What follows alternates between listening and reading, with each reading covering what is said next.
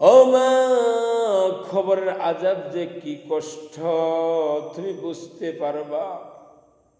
আল্লাহ কিছু সংখ্য দুনিয়াতেই দেখায় দেয়, আর কিছু সংখ্য আল্লাহ কবরের আজাব তুমি যদি দেখতারে মা, আজকে বেপরদা হয়ে তুমি বাজারে যাইতা না, বেপরদা হয়ে তুমি ঘুরতা না।